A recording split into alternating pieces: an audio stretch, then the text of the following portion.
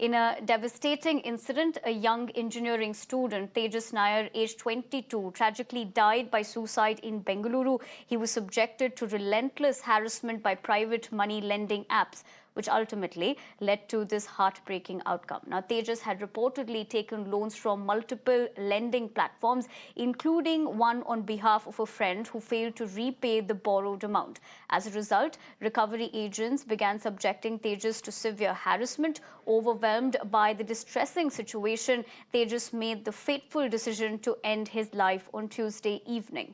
Following the untimely demise of their son, Tejas's family lodged a complaint with the police, holding the money lending apps accountable for their son's tragic fate. In its poll manifesto, the Karnataka Congress promised to establish a policy aimed at strict regulation of online loan apps within 100 days.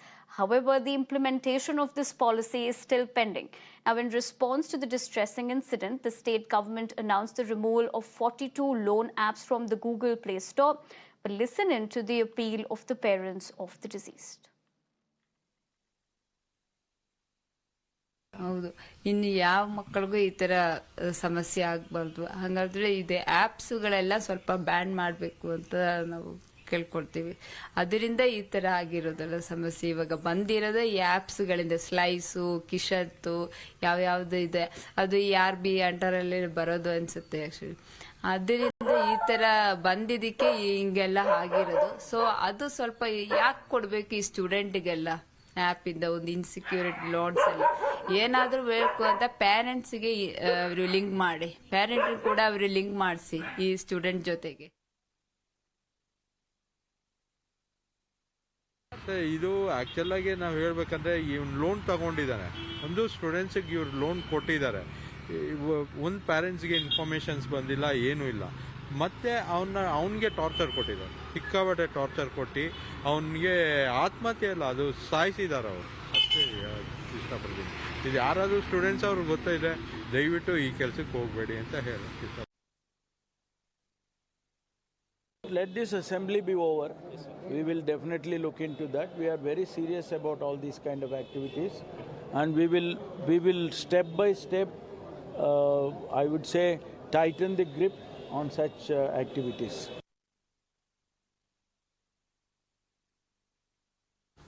Well, currently we are standing over here in front of the victim's house, where you can see that a 22-year-old engineering student died by suicide over here on Tuesday in Jalali after alleging facing harassment from executive representatives of a Chinese mobile application providing loans. The victim is recognized as Tejas hanged himself at his residence right now where we are currently at, here at Jalali. He was studying engineering at the Nittai College in Yelahanka. The agents allegedly restored to blackmail, threatening to expose the student's photographs stored on his mobile phone, and if he failed to repay the loan.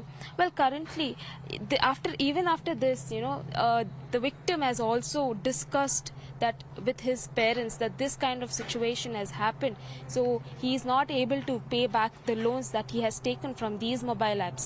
Even after that, his parents, his father himself has spoken to the agents, the loan agents, and he requested them that they will pay back the money.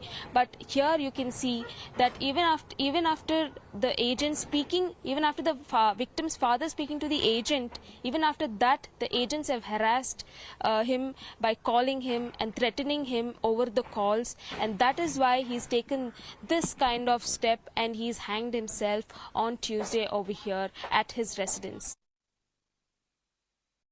To take this conversation further, I'm being joined in by our guest, N S Nippinai, Advocate, Supreme Court of India and founder of Cyber Saathi, as well as Nirmal Kaur, former IPS. Thank you very much to both of you for joining us here on Mirror Now. Nippinai, let me begin with you. As far as this incident is concerned, it's not the first death due to loan apps. We're not being able to bring in regulation to stop young deaths, and our reaction is more knee-jerks, by blocking apps, but not regularizing in the larger aspect of it. What sort of solutions do we bring in? It's a very difficult question, and it's in a very sad situation. It was shocking that, the parents came to know, and yet they were not able to stop an outcome like this from happening. So you recollect that even from over a year back, when the loan app issue became a larger issue, multiple pronged solutions were thought of.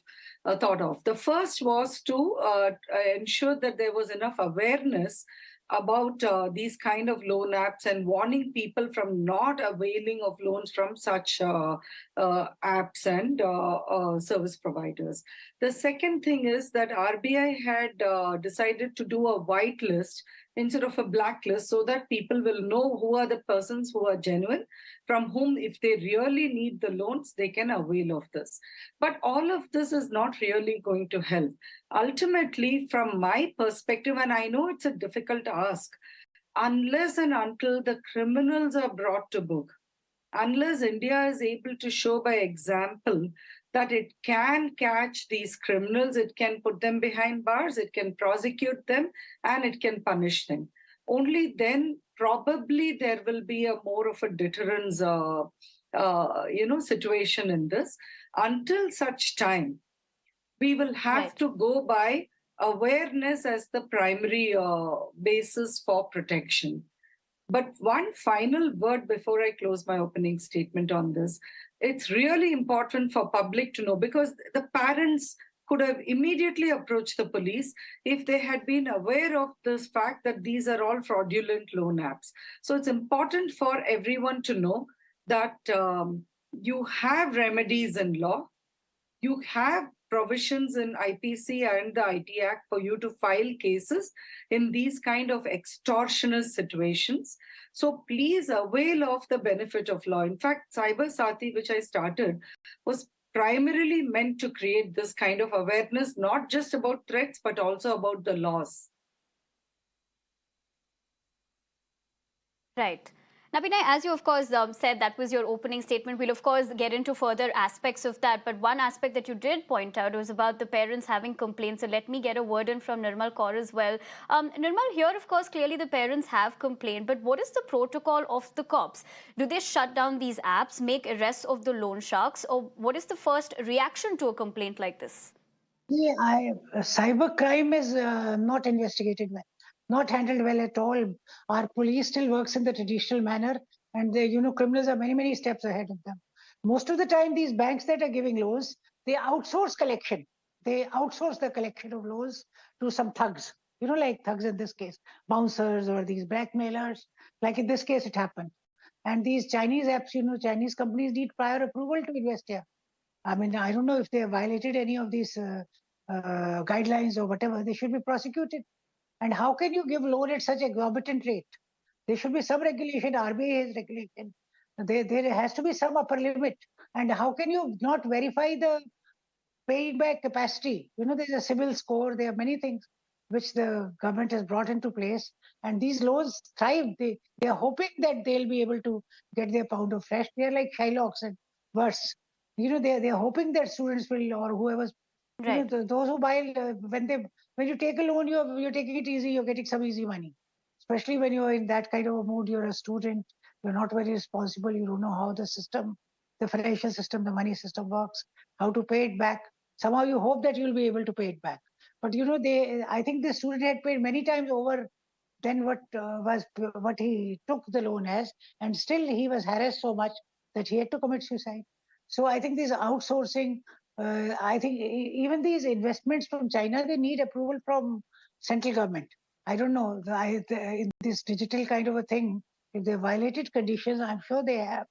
They have violated conditions, and government will have to look into it and make very, very strict regulations for cybercrime. We have cyber cells. Every district, every state says we have cyber cops and we have cyber police. But cyber police I'm sorry to say, is not functioning well at all. We need more technology. We need more sincerity. We also need to be 2 steps ahead of the criminal, which in this case we are not. There are so many fake e-commerce websites. So many fake things are happening on the digital world, and still we are not able to control it. And banks that give loan, why should they be giving collection to outside agencies? And if they have to be given to outside agencies, the way the banks are regulated, the collection agencies should also be regulated, which in this case it was not. This is a collection agency, some Chinese agency or whatever that was harassing him. Why is that agency, the collection agency, not regulated by the financial controllers? That is a moot point. I think these are very many things which, Right. I mean, the market needs to be developed. Our mortgage market, our loan market, it is not developed at all. We have to bring it to, bring it up to date to the benefit of all. Loan givers plus the loan takers, and not harass anyone to the Absolutely, extent Ms. that Kaur. they are forced to There commit is a suicide. lot of layers to that. Right. Napina, if I could come Sorry, back I to you didn't as get you. far as these points that have been made, but do you think, in your opinion, is banning enough? Because if you ban them on the App Store, then they come up with, websites. So how do we counter this? Well, banning is just one There'll have to be possibility, lots of but it cannot be the only possibility. So it's really a difficult situation, Nivedhana. You can just keep trying, but for every step that you as an individual or law enforcement or the judiciary will take, the criminals will be 10 paces ahead. So, knowing something, and ultimately, therefore, it all boils down to awareness, knowing that such loan apps exist, knowing what is the harm that they cause, knowing why you should not take loans or avail of such services from these kind of shady operators. What will be the consequences? And worst case, if indeed you do take a loan, remember, for anybody to recover a loan, there is a due process involved. You have to go to court, you have to file a case and then recover the money. Just because somebody is calling and harassing you, you do not have to fall prey to that kind of extortionist methods. On a technology aspect, on the question that you asked, some of the remedies that we have been evolving, and these are from cases which I'm handling in the other hat that I wear as a lawyer. Some of the things that we are looking at is the use of technology to fight crime. So, one possibility is where a particular loan app, for instance, you have the name or you have certain details or credentials, it can be deployed at a server level to block them, irrespective of whether they move from one URL to the other or one domain to the other. So there are remedies, but now we have to start thinking of using technology to fight crime. And I think it's at a very nascent stage at this juncture. Right. Napina, and as you say that, of course, the focus is back on what can you and I, and of course, collectively as a society do to end this menace. So let me take that point across to Nirmal. Nirmal, talking about awareness, because it is your and your responsibility, my responsibility as a collective society to ensure what can one do in such situations. So what is your message to parents? Because obviously over the years the generation has changed. Parents can't really control kids to that level in today's generation of sorts. So how do you put that across? What would your message to be for parents be? I think not only for parents, also for the college authorities, the school authorities, where the children are studying, they should conduct these awareness programs. That these are the pitfalls, they may trap you.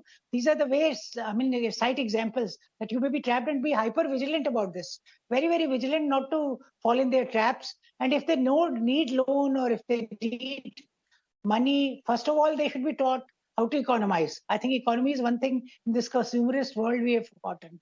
So we have to teach our children to economize, to be economical, and also to look after their needs. But if they need money, go to their parents, not fall for these sharks. These are loan sharks, which trap you and then harass you to the extent that you have no option but to commit suicide. This is what is happening, and this is not the first instance. There have been many, many instances in Bangalore. It's been happening. About 10 years ago, a student had approached me that he was being harassed so much. That time we had taken the matter to police, and police had intervened, and fortunately it was sorted out. But it cannot always be. Here in this case, the parents knew, but the parents could not help this child. They could not help their child. And the parents promised to pay back the loan. Still, they were harassing so much, and maybe they were shaming and guilting the boy also for taking loan at such exorbitant rate and not being able to pay back. And they also blackmailed him into making his photos, the intimate photos, public. So they are all kinds of, earlier we had these muscle men, the bouncers, and now you have these digital bouncers. So digital bouncers are much more difficult to control than the bouncers otherwise, which traditionally police controlled could take care of. But these bouncers of the digital world, I think they need a whole new approach. That is my opinion. And police really needs to gear up. Not only police, society, college authorities, parents, all of us in the surroundings, the whole ecosystem has to be made savvy to cybercrime and its changing dimensions and its, very widespread, very widespread approach. It is pervasive. It's all pervasive. They can put anyone in trap anywhere. Everyone has a smartphone. Right. Even small children have smartphones. They download all kinds of Absolutely, apps. Ms. They are Kaur. not I think if supervised. we were to put that into context, like you said, awareness is key. And on that note, I want to thank both you as well as Nippinai for joining us on the broadcast and helping our viewers better understand the situation and how one can tackle it as well. Thank you very much. We'll leave the discussion at that, but we continue to, of course, track more stories from the South.